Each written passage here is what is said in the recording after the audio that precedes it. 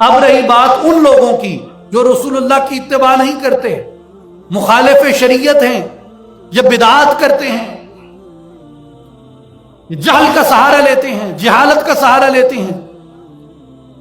جن کے ہاں پیروی کتاب و سنت نہیں ہے، تو بھیا ایک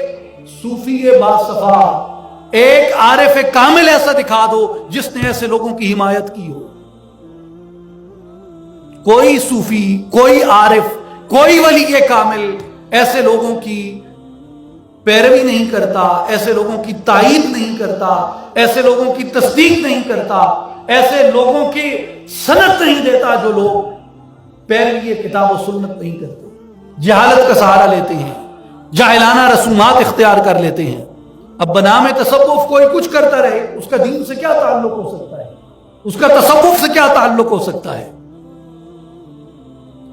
اس لیے اولیاء محض ان لوگوں کی حمایت کرتے ہیں جیسے حضرت سلطان العارفین سلطان باہو رحمۃ اللہ تعالی علیہ کا طریقہ مبارک ہے، حضرت سیدنا شیخ احمد سرہندی رحمۃ اللہ تعالی علیہ کا طریقہ مبارک ہے، حضرت سیدنا شیخ شہاب الدین سہروردی کا طریقہ مبارک ہے، حضرت سیدنا شیخ عبد القادر گیلانی رحمۃ اللہ تعالی علیہ کا طریقہ مبارک ہے، شیخ امام ابو الحسن شاذلی رحمۃ اللہ علیہ کا طریقہ مبارک ہے۔ یہ وہ لوگ ہیں